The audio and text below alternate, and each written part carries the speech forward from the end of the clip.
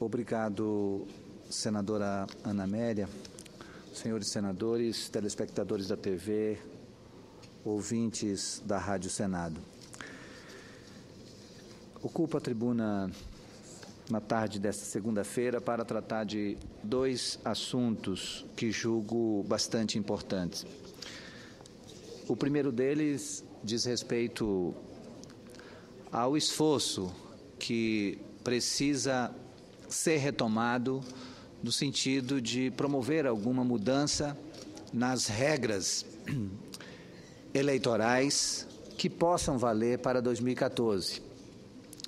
E vejo no site do Jornal do Senado que o senador Romero Jucá vai estar encarregado de fazer um compilado de várias propostas para serem submetidas aos líderes partidários esta semana, no sentido de que alguma mudança possível seja feita.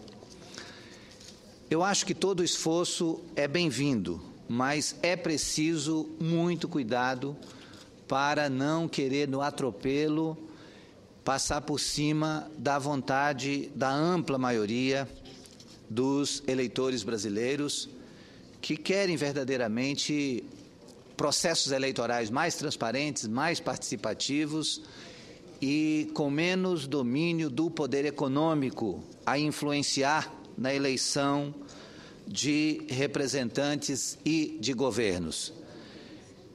Então, acho que é importante todas as lideranças partidárias estarem muito atentas esta semana para essa proposição, como é que ela vai ser conduzida e, se possível, que verdadeiramente ela leve em conta os aspectos que são levantados pela sociedade. Quero reiterar que considero o tema da reforma política ou de uma reforma eleitoral possível um tema que representa sim a vontade da grande maioria da população. Ao contrário do que alguns apregoam, na tentativa de diminuir a importância de termos uma resposta sobre a matéria, é bom lembrar que a pesquisa encomendada pela Ordem dos Advogados do Brasil ao Instituto Brasileiro de Pesquisa de Opinião, o IBOP, nos mostrou as mudanças, pelo menos algumas das mudanças desejadas. Entre as 1.500 pessoas entrevistadas, um percentual de 85% afirmou querer, de fato, uma reforma política. Portanto, é um anseio das ruas. Vale lembrar que a pesquisa mostrou também que 92% dos entrevistados foram favoráveis à aprovação da reforma por meio de projeto de iniciativa popular. E 78% dos entrevistados são contra o financiamento de campanhas eleitorais por doação de empresas. Nesse ponto, concordamos que é necessário mudarmos o cenário político atual e alterar a forma de financiamento das campanhas eleitorais. O sistema de financiamento que temos hoje acaba, de certa forma, resvalando para uma sorte de ilícito, porque é um financiamento privado de pessoa jurídica que espera seu retorno por meio da atuação parlamentar, o que pode ser facilmente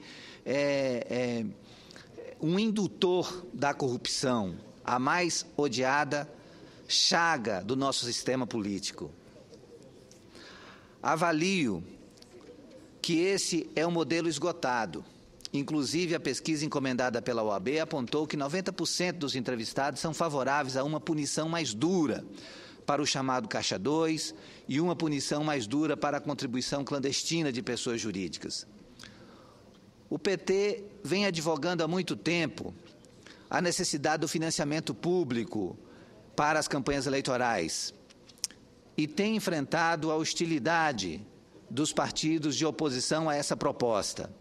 Acredito que a OAB, com a sua proposição de projeto de iniciativa popular, está trazendo algo que media um pouco essa dicotomia, porque está trazendo uma proposta de proibição do financiamento através de pessoas jurídicas, de empresas.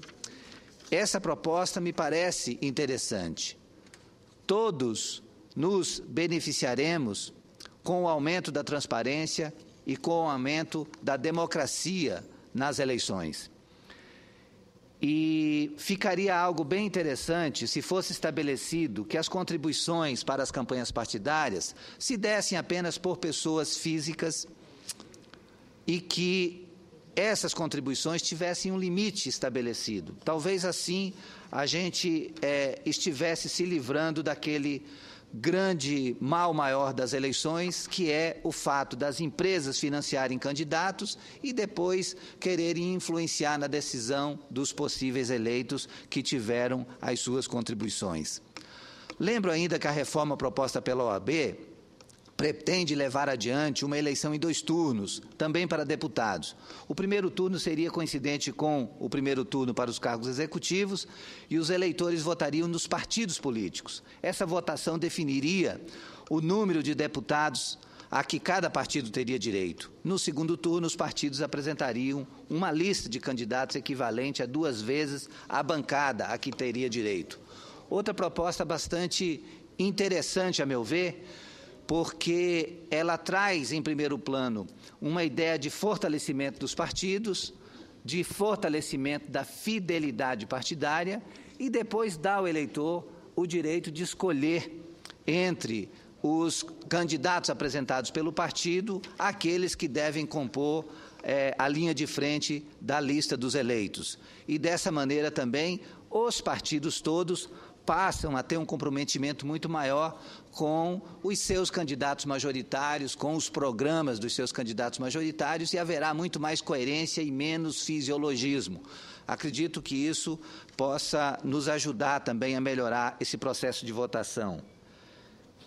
Em um artigo publicado recentemente, o jornalista Luiz Nassif apontou um conjunto de vantagens nessa proposta, com argumentos bem interessantes. A primeira vantagem dessa proposta é justamente o de fortalecer a coesão partidária.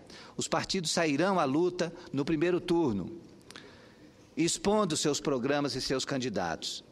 A segunda é permitir a chamada eleição transparente, a votação em segundo turno em uma lista que vai além das listas fechadas dos diretórios.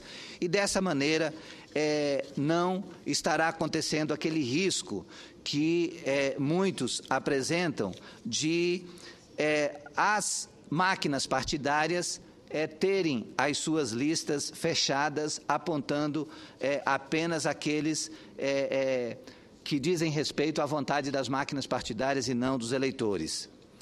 Me parece melhor do que o voto distrital, que consagraria definitivamente o deputado vereador, de uma visão estritamente provinciana, e mais aberta do que o sistema de listas fechadas dos candidatos defendidos por alguns setores. Por estar amarrada às eleições majoritárias para presidente e governadores, o modelo permitirá que os candidatos mais votados arrastem votos para seu partido. Há o lado positivo de fortalecer a bancada dos candidatos majoritários e de também permitir o crescimento de partidos menores.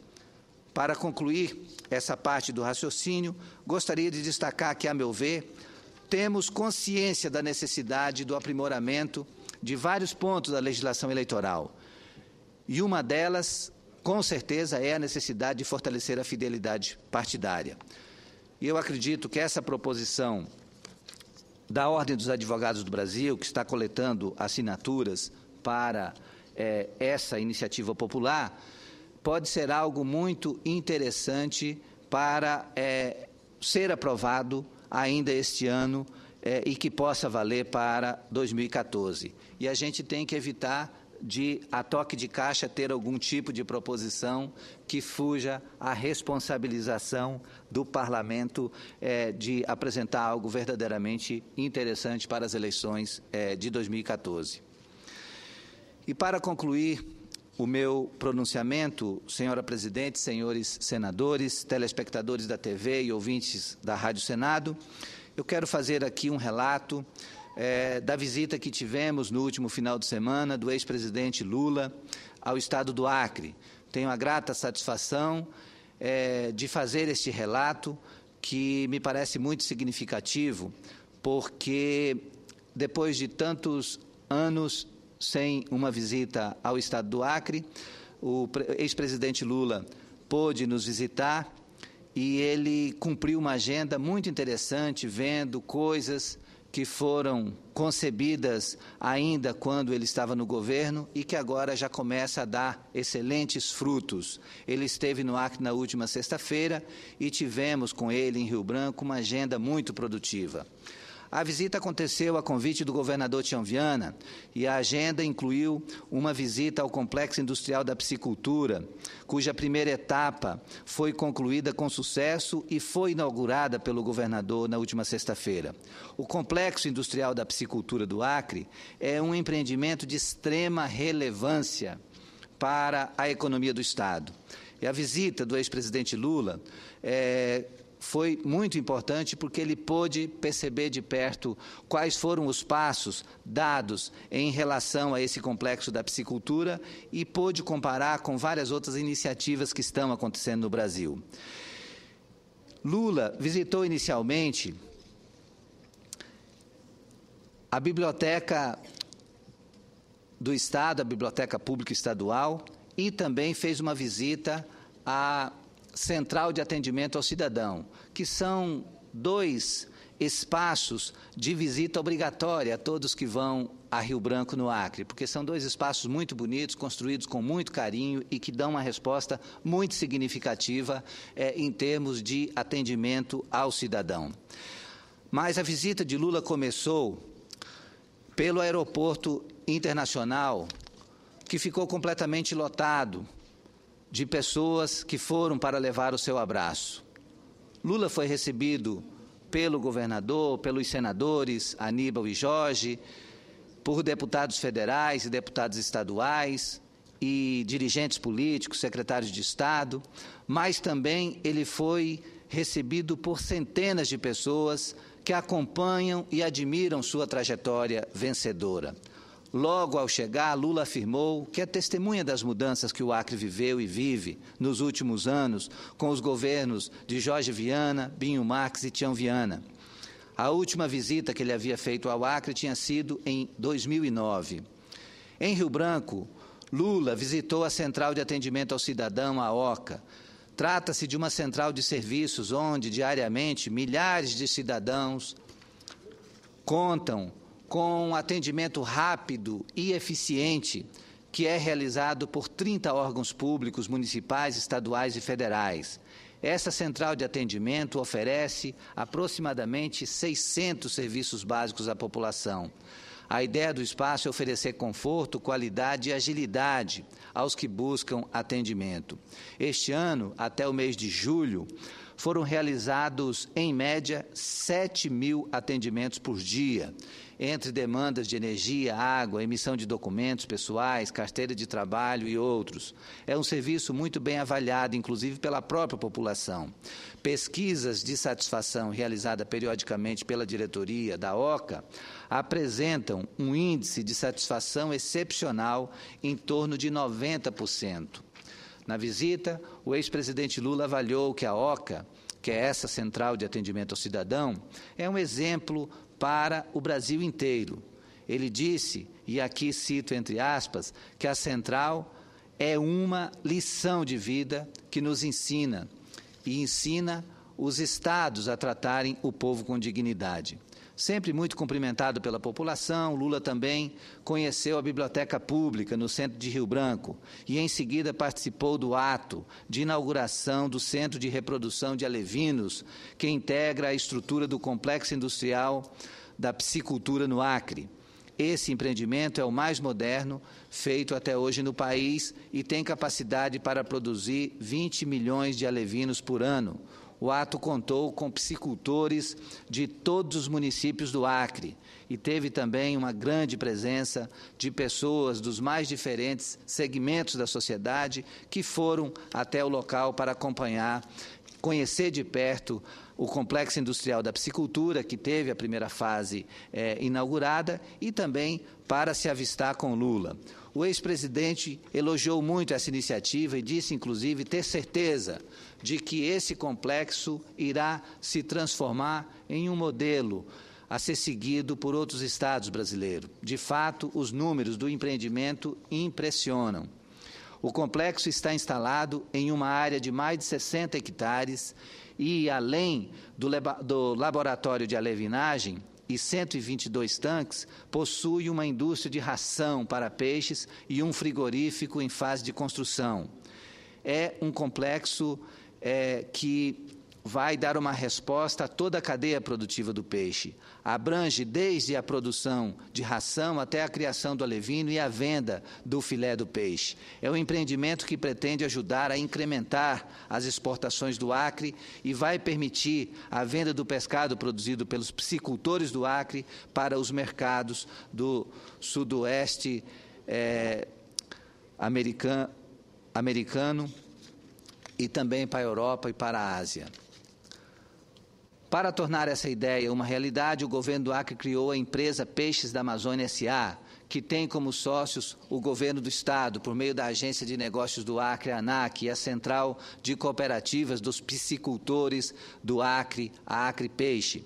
Essa central representa 2.500 piscicultores e possui 25% das ações da empresa.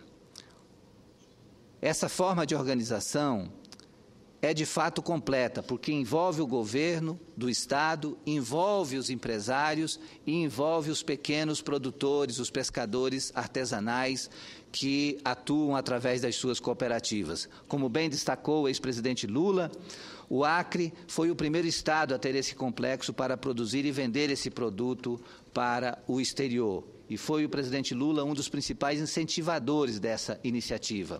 Portanto, quero destacar que a presença do ex-presidente Lula no nosso Estado reafirmou uma parceria de longa data, uma relação antiga com o povo acreano, uma relação que passou por momentos de dor, como foi em dezembro de 1988, com o triste episódio da morte do líder seringueiro Chico Mendes, e também em muitos momentos de alegria, como em 92, a vitória de Jorge Viana para a Prefeitura de Rio Branco, 93, o início da caravana da cidadania do Lula, que saiu de Assis Brasil e cortou o Brasil de ponta a ponta. E, ao longo desses anos todos, foram muitas as visitas do Lula ao Acre, para organizar e fortalecer o Partido dos Trabalhadores no Estado, para fortalecer campanhas eleitorais e as causas sociais, para prestigiar inaugurações de obras importantes, como o Aeroporto Internacional de Cruzeiro do Sul, a ponte binacional entre o Acre e o Peru, a ponte Wilson Pinheiro, que também liga o Acre à Bolívia, lá em Brasileia, os hospitais da criança e do câncer. Símbolo para os trabalhadores do Brasil inteiro, símbolo de luta, de resistência, de conquistas de vida melhor, o ex-presidente Lula trabalhou intensamente pelo desenvolvimento da região norte e por um projeto vitorioso que é também nosso e que é hoje um projeto do povo acreano, o projeto de valorização dessa terra e do seu povo. Como fundador e militante do Partido dos Trabalhadores do Acre, confesso que fiquei maravilhado com a visita do ex-presidente Lula. Em meu pronunciamento na ocasião, destaquei, inclusive, que há 33 anos eu acompanho as visitas de Lula ao Acre. E pela primeira vez tive a oportunidade de me dirigir a ele com o microfone na mão, como senador da República pelo Estado do Acre, para dizer muito obrigado, presidente Lula, por tudo o que o senhor nos ensinou. Se hoje nós temos o 4º governo do Partido dos Trabalhadores no Estado do Acre, é porque nós tivemos o carinho, o amor e a atenção do ex-presidente Lula, que nunca faltou aos nossos chamados. Se hoje nós podemos comemorar ter o Estado do Acre melhor para todos, é porque nós tivemos o presidente Lula para nos ajudar. E ajudar o ex-governador a ajudar o ex-governador Jorge Viana, o ex-governador Binho e o atual governador Tião Viana, a ajudar os empresários que cresceram com o Acre nesse período, a ajudar os milhares de trabalhadores que puderam mudar de vida, ajudar os milhares de estudantes que hoje têm acesso ao nível superior através do FIES e do ProUni, a ajudar a milhares de pessoas que têm acesso ao Bolsa Família e a muitos empreendimentos financiados pelo governo, como Luz para Todos, como Minha Casa Minha Vida, que tem melhorado a vida dessas pessoas. E foi também realmente emocionante constatar o carinho e atenção da população do Acre com o líder do Partido dos Trabalhadores e a alegria e orgulho do presidente Lula em ver os grandes avanços conseguidos ao longo dos últimos anos no nosso Estado. Ao companheiro Lula, pelo passado, pelo presente e principalmente pelo nosso futuro, o nosso muito obrigado e a nossa admiração. Dizer que essa visita do ex-presidente Lula teve um significado todo especial, porque dessa vez ele pôde visitar, não mais como presidente, mas como cidadão comum, algumas das experiências iniciadas no período em que ele estava na presidência da República e que hoje já dão frutos, bons frutos, que alegram e engrandecem o povo acreano. E o povo acreano é muito agradecido ao presidente Lula por todos os passos que foram dados ao longo dos últimos 10 anos, tanto em termos de infraestrutura quanto em termos de conquistas sociais. Então, fica o meu registro pela passagem do ex-presidente Lula ao Acre, o meu cumprimento e o meu agradecimento especial pela atenção que ele teve para conosco durante o final de semana em sua visita ao Acre. Muito obrigado.